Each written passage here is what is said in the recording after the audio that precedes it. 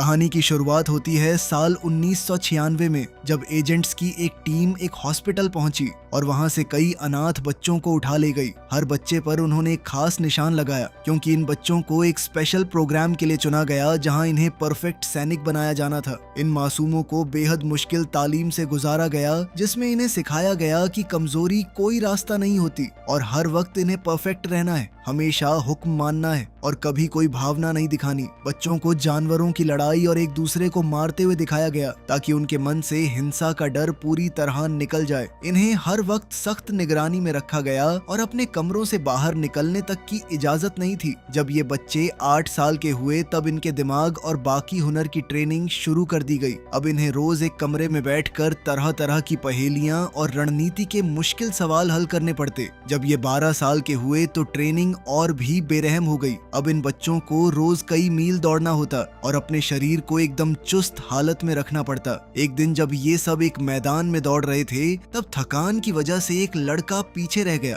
Programme में कमजोरी की कोई जगह नहीं थी, इसलिए एक ट्रक आया और उस लड़के को बिना किसी रहम के कुचलकर मार डाला। बाकी लड़कों को कोई हरकत दिखाने तक की इजाजत नहीं थी, इसलिए वो सब चुपचाप आगे दौड़ते रहे। जब ये बच्चे जवानी की तरफ बढ़े तो इन्हें बंदूकों की ट्रेनिंग दी गई और सिखाया गया कि सामने दिखने वाले हर निशाने को बिना किसी रहम मार गिराना है। 17 साल के होते होते ये लड़के पूरी तरह इंसानी हथियार बन चुके थे, जिसका ऐलान उनके चेहरे पर गुदे एक खास टैटू से कर दिया गया। इन सब में सबसे बेहतरीन सैनिक था टॉम। साल 2036 तक उसने एक भी मिशन में नाकामी नहीं देखी। हालांकि उसके बदन पर ढेरों जख्मों के निशान आ चुके थे। वो दुनिया भर में और यहाँ तक कि चांद तक अपनी खास टोली को लेकर गया और हर जगह बेरहम लड़ाइयां लड़कर बिना किसी रहम के दुश्मनों को मारता चला गया। टॉम ने तो अपने निशाने तक पहुंचने के लिए एक बेकसूर औरत तक को मार डाला। उसे सिर्फ अपने मिशन की परवाह रहती, अपने साथी सैनिकों की नहीं, और उसने कभी आम इंसानों जैसा प्यार या रिश्ता महसूस ही नहीं किया। इस खास टुकड़ी के पीछे जो कमांडर था उसका नाम है चर्च। उसे अपनी टीम की कामयाबी पर बहुत गर्व था, पर जल्द ही हालात तब उलझ गए जब कर्नल मॉरिस अपनी एक बिल्कुल नई टुकड़ी लेकर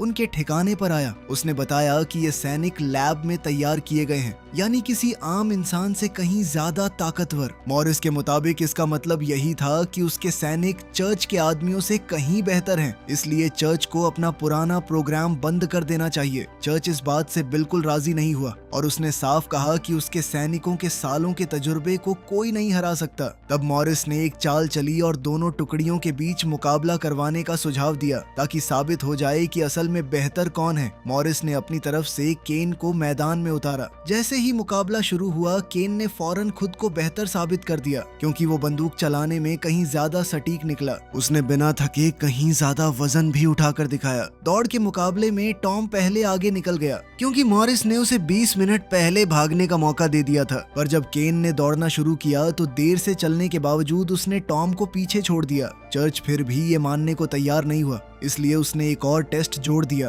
अब टॉम और केन को लोहे की जंजीरों पर चढ़ना था और एक बार फिर देर से शुरू करके भी केन कहीं ज्यादा तेज निकला। इसके बाद चर्च ने जंग के तजुर्बे की अहमियत साबित करनी चाहिए, इसलिए उसने जंजीरों पर ही एक लड़ाई रखवा दी। मॉरिस ने घमंड में कहा कि मुकाबला बराबरी का रहे, इसके लिए 3 आदमियों को अकेले केन से भिड़ना चाहिए। 2 और सैनिक फौरन टॉम के साथ जंजीरों पर चढ़ गए, पर इससे भी कोई फर्क नहीं पड़ा। केन इतना ताकतवर निकला कि कुछ ही वार में उसने दोनों सैनिकों को मार डाला और उनकी लाशें नीचे फेंक दी। टॉम थोड़ी देर और टिका रहा और मौका देखकर केन पर कूद पड़ा, जिससे उसने केन के चेहरे पर ऐसा वार किया कि उसकी एक आंख फूट गई। फिर भी केन लड़ता रहा और उसने टॉम को नीचे पड़ी लाशों के ढेर पर दे मारा। मुकाबला मॉरिस जीत तो गया, पर वो फिर भी गुस्से में केन पर चिल्लाया, क्योंकि ऐसी चोट का मतलब था कि अब वो परफेक्ट नहीं रहा। टॉम को सचमुच मरा हुआ समझकर चर्च ने नई टुकड़ी को कबूल कर लिया और पुराने तजुर्बेकार सैनिकों को मारा तो नहीं गया,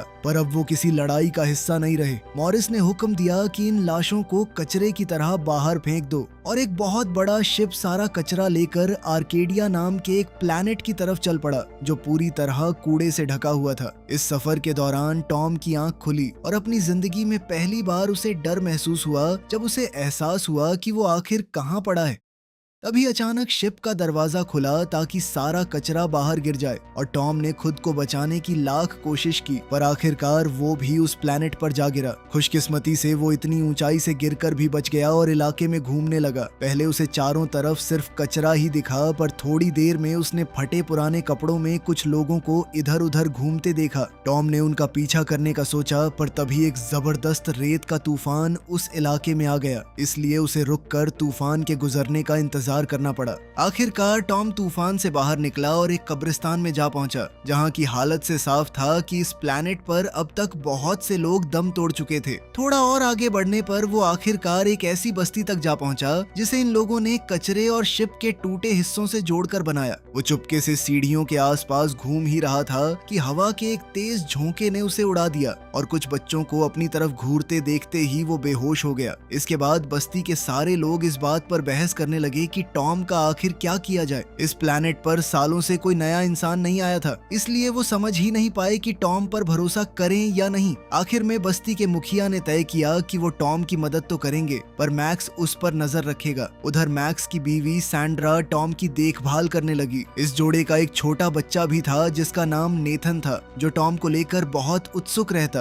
पर वो उसे टॉम के पास जाने नहीं देते थे। जब टॉम आखिरकार इतना ठीक हो गया कि बिस्तर से उठ सके, तो उसने उस परिवार को साथ में हंसते खेलते देखा और उसे खुद समझ नहीं आया कि वो क्या महसूस करे। मैक्स ने उसे दिखाया कि उसने उसके लिए एक बैसाखी बनाई है और टॉम ने फिलहाल शांत रहने का फैसला किया। शाम को वो परिवार टॉम को सबके साथ खाने वाले बड़े कमरे में ले गया, जहां सब लोग उससे थोड़ा सहमे रहे, क्योंकि वो बहुत ज्यादा खाता था, कुछ बोलता भी नहीं था और ऊपर से उसके चेहरे पर सोल्जर्स वाले टैटू भी बने हुए थे। जब किसी ने उससे पूछा कि उसका आखिर माजरा क्या है, तो टॉम ने अपनी कहानी सुनाई कि किस तरह उसे बदलकर बेहतर सैनिकों को रिक्रूट कर लिया गया, और ये सुनकर लोगों के दिल में उसके लिए थोड़ी हमदर्दी जाग गई। इसके बाद टॉम अपना ज्यादातर वक्त सैंड्रा के साथ बिताने लगा और रोजमर्रा के छोटे मोटे काम सीखने लगा। सैंड्रा ने इसी दौरान उसे बस्ती के बारे में बताया कि ये छोटा सा कस्बा हमेशा से यहाँ नहीं था, बल्कि ये सब लोग अपने एक शिप में सफर कर रहे थे। तभी उनका शिप खराब हुआ और वो यहीं आकर गिर पड़े। ये हादसा 3 साल पहले हुआ और तब से कभी कोई मदद नहीं आई। फिर भी सैंड्रा को इसका कोई मलाल नहीं, क्योंकि यहाँ उन्हें कोई परेशान नहीं करता। उधर मॉरिस ने बताया कि वो काफी समय से आर्केडिया के इलाके पर नजर रखे हुए है और वहाँ नजर रखने के लिए कुछ स्टेशन लगाना चाहता है। वो अपने नए सैनिकों को गश्त पर भी भेजना चाहता था और उसका कहना था कि अगर वहाँ कोई भी रेफ्यूजी या खदान वाला मिले तो उन्हें सरकारी तौर पर दुश्मन मान लिया जाएगा, जो बात चर्च को बिल्कुल पसंद नहीं आई। वापस आर्केडिया में सैंड्रा बगीचे की देखभाल कर रही थी और उसने एक नन्हा पौधा लगाना सिखाकर टॉम को हैरान कर दिया। तभी एक सांप उनके पास आने लगा तो सैंड्रा ने उसे फौरन मार डाला और बताया कि ये बेहद खतरनाक होते हैं। एक बार ऐसे ही सांप ने नेथन को काट लिया था, जिसकी वजह से वो काफी समय तक बीमार रहा और अब वो ठीक तो हो गया, पर उसी जहर की वजह से बोल नहीं पाता। कुछ वक्त बाद टॉम बाकी आदमियों के साथ कचरे में से काम की चीजें निकालने बाहर गया। मौसम की वजह से उन सब ने अपनी कमर से जंजीरें बांध रखी थी ताकि कोई तूफान में खोकर बिछड़ न जाए। बदकिस्मती से तभी एक बहुत तेज रेत का तूफान उस इलाके में आ गया और उनका एक साथी हवा में फंसकर एक पुरानी मशीन की तरफ उड़ने लगा। बाकी आदमियों ने जंजीर को खींचना शुरू किया, पर वो उस तूफान के आगे इतने ताकतवर नहीं थे कि अपने दोस्त को बचा सकें। तभी टॉम ने आकर जंजीर खींचनी शुरू की और उसकी अकेले की ताकत ही उस आदमी को तूफान से बचा ले गई। इसी खींचतान में किसी के हाथ से एक हथियार गिर गया, जिसे टॉम ने उठा लिया,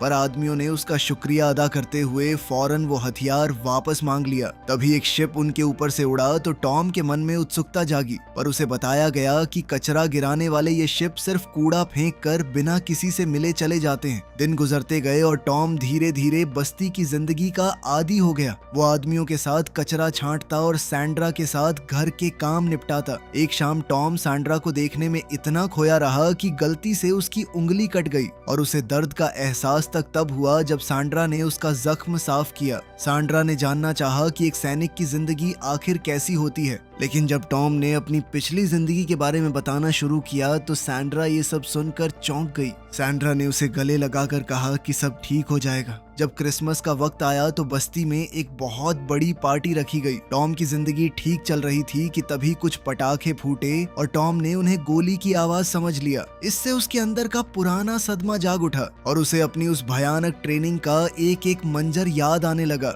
खुद से डरकर टॉम छत पर जा छिपा और दूर से ही पूरी पार्टी को देखता रहा। अगले दिन उसने एक जुगाड़ लगा के पंचिंग बैग बनाया और उस पर मुक्के बरसाते हुए अपनी फ्रस्ट्रेशन निकालने लगा। पर इससे उल्टा मौत और तबाही से भरी ढेरों यादें ताजा हो गईं, जिनमें वो पल भी था जब उसे एक बच्चे तक को मारना पड़ा। तभी एक आदमी टॉम को कोई तोहफा देने उसके पास आया, पर टॉम अब भी अपनी यादों में इस कदर खोया हुआ था कि उसे वो आदमी सिर्फ एक दुश्मन नजर आया। इसलिए उसने उसका गला पकड़कर उसे नीचे गिरा दिया। उसने तो उस आदमी को एक मशीन में फेंककर लगभग मार ही डाला था, पर खुशकिस्मती से वो ठीक वक्त पर होश में आ गया और उसे एहसास हुआ कि बहुत सारे लोग ये सब देख रहे हैं। अब सब लोग एक बार फिर उससे डरने लगे, खासकर तब जब वो उस बैग को तब तक घूंसे मारता रहा जब तक उसके हाथों से खून न बहने लगा। इस मंजर ने उसके अंदर एक और याद जगा दी, जिसमें वो एक कमरे में अपने ही एक साथी बच्चे को बुरी तरह पीट रहा था, जबकि उसका उस्ताद उसे याद दिला रहा था कि उसे कभी कोई रहम नहीं दिखाना।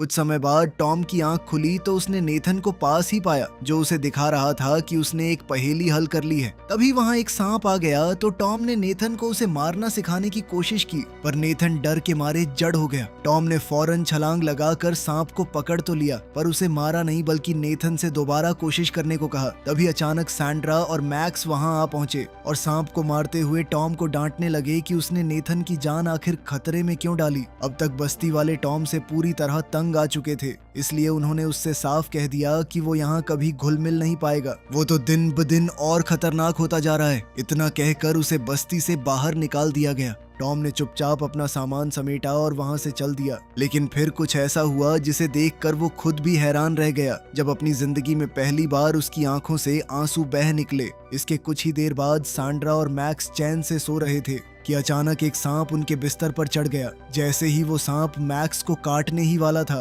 तभी नेथन आया और बिल्कुल वैसे ही बहादुरी से उस सांप को मार डाला जैसे टॉम ने उसे सिखाया था। मैक्स को एहसास हुआ कि टॉम बिल्कुल सही कह रहा था, इसलिए वो भागकर घर से बाहर टॉम को ढूंढने निकला और उसे कूड़े के बीच छुपा हुआ पाया। उसने जो कुछ हुआ उसके लिए माफी मांगी और टॉम को वापस चलने का न्योता दिया। तभी ठीक उसी वक्त मॉरिस के सैनिकों से भरा एक शिप उस प्लैनेट पर आ उतरा, जिसे टॉम ने फौरन पहचान लिया और वो मैक्स को लेकर वहां से भागा। जल्द ही उस शिप में से ढेरों गाड़ियां और सैनिक बाहर निकले, जिनमें केन भी शामिल था। बस्ती वालों ने खतरे की घंटी बजाकर खुद को बचाने का मोर्चा संभाल लिया। सैनिकों ने हमला शुरू कर दिया और सामने जो भी दिखा उस पर गोलियां बरसाने लगे। चारों तरफ धमाके होने लगे और एक धमाके की चपेट में मैक्स भी आ गया, इसलिए टॉम को उसे घसीट कर वहां से ले जाना पड़ा। जब वो किसी महफूज जगह पहुंचे तो टॉम ने मैक्स के जख्म बांधने की कोशिश की, पर अब बहुत देर हो चुकी थी और मैक्स अपने परिवार को याद करते करते दम तोड़ गया। उधर चर्च को इस बस्ती पर हमले की खबर मिली, पर मॉरिस ने अपने सैनिकों को हुक्म दिया कि चाहे ये आम लोग ही क्यों ना हो, इन्हें मार डालो।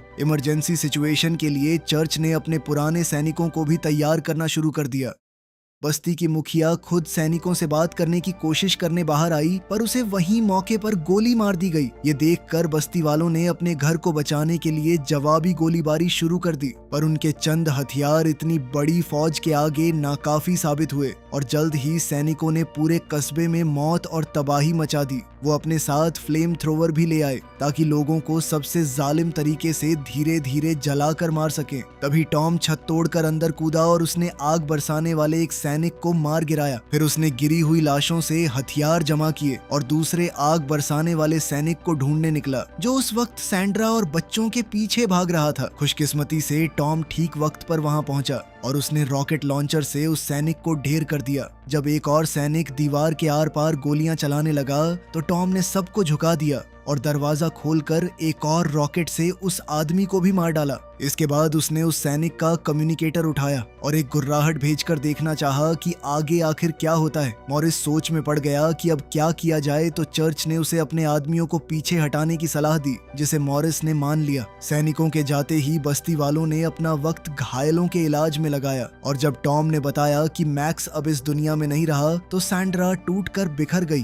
टॉम ने जितने हथियार मिल सके सब जमा किए और अपना चेहरा रंग कर बदला लेने के लिए तैयार हो गया। टॉम चुपके चुपके वहां पहुंचा जहां शिप उतरा था और एक गाड़ी पर गोली चलाकर अफरा तफरी मचा दी। सैनिक उसे ढूंढने बाहर निकले और टॉम ने अंधेरे में छिपकर एक एक करके उन पर हमला किया। उसने एक आदमी को छत से नीचे धकेला और दूसरे पर एक सांप फेंक दिया। फिर टॉम ने पानी में छिपकर एक सैनिक को चाकू घोंपा और 2 और को गोलियों से चौंका दिया। जब और सैनिक मदद के लिए आए तो टॉम उनकी जवाबी गोलियों की परवाह किए बिना उन सबको भूनने लगा। दरअसल उसने तो एक पुतला खड़ा कर रखा था और दूर से डोरियों के सहारे उस हथियार को चला रहा था। साथ ही उसने वहां कुछ एक्सप्लोसिव्स भी लगा रखे थे, जिन्हें एक साथ चलाकर उसने कई आदमियों को एक ही पल में उड़ा दिया। तभी एक रेत का तूफान आ गया, इसलिए टॉम ने खुद को एक पुरानी मशीन से बांध लिया, जबकि तूफान बाकी बचे आदमियों को उड़ा ले गया। आखिर में जो सैनिक बचे वो अपनी गाड़ियों में थे, इसलिए टॉम ने ऊपर से छलांग लगाकर एक छत पर उतरते ही जो भी आदमी दिखा उस पर गोली चलानी शुरू कर दी। फिर उसने उस आर्मर्ड व्हीकल का ढक्कन खोलकर अंदर कुछ एक्सप्लोजिव फेंक दिए। पर केन अब भी अपने ट्रक में था और दोबारा बस्ती पर हमला करते हुए और भी तबाही मचा रहा था। बिना किसी शक के उसके करीब पहुंचने के लिए टॉम ने एक ट्रक चुराया और सीधा जाकर केन की गाड़ी में टक्कर मार दी। केन अपनी गाड़ी से बाहर कूदा और उसने फौरन अपने बैग से अपने जख्मों के लिए कुछ दवाई निकाली। टॉम सैंड्रा और बच्चों को बचाने के लिए उन्हें ढूंढने निकला ही था कि केन उससे लड़ने के लिए सामने आ गया। दोनों के बीच एक नई भिड़ंत छिड़ गई। उन्होंने एक दूसरे पर एक के बाद एक लगातार हमले किए और आसपास जो भी चीज दिखी उससे एक दूसरे पर हमला बोल दिया। एक बार के लिए ऐसा लगा कि केन हावी पड़ रहा है, लेकिन तभी टॉम की नजर नीचे जमीन पर पड़े एक हथियार पर गई। केन ये देखते हुए पहले ही उस हथियार की तरफ लपका, लेकिन ये तो टॉम की एक चाल थी। उसने तुरंत हेलीकॉप्टर की पंखुड़ी से हमला करते हुए केन को जबरदस्त घायल कर दिया। फिर उसने उसे घूंसा मारकर जमीन पर गिराया और उसका गला पकड़कर आखिरकार उसे हमेशा के लिए खत्म कर दिया। कुछ ही पल बाद चर्च की पुरानी फौज को टॉम और बाकी बचे लोग मिल गए, पर उन्होंने हमला नहीं किया क्योंकि वो आज भी अपने पुराने जनरल की इज्जत करते थे। उधर मॉरिस को एहसास हुआ कि उसके सारे आदमी मारे जा चुके हैं, इसलिए उसने चर्च को हुक्म दिया कि पुराने सैनिकों को छोड़कर शिप उड़ा दे। जब चर्च ने इसका विरोध किया तो मॉरिस ने उसे वहीं मार डाला। तभी पुरानी टुकड़ी ने शिप में घुसकर मॉरिस को पकड़ लिया और उसे टॉम के सामने ले आए, जिसे देखकर मॉरिस इतना डर गया कि गिड़गिड़ाते हुए उसने अपनी पैंट तक गीली कर दी। इसके बाद मॉरिस और उसके सलाहकारों को शिप से बाहर आर्केडिया पर फेंक दिया गया, जहाँ एक बॉम्ब फटा और उन सबको खत्म कर दिया। शिप महफूज तरीके से उड़ चला और तभी पता चला कि बस्ती के बचे हुए सारे लोग भी इसमें सवार हो चुके हैं, जो अब किसी बेहतर जगह बसने के लिए जा रहे थे। आखिर में नेथन ने टॉम से उसे गोद में उठाने को कहा और इसी पल टॉम ने पहली बार जाना कि सच्चा प्यार महसूस करना आखिर कैसा होता है। इसे एक खूबसूरत पल ने उसकी बेरंग सी जिंदगी में आखिरकार रंग भर दिए। वीडियो पसंद आई तो लाइक कर देना, चैनल को सब्सक्राइब कर लेना। मिलते हैं अगली वीडियो में।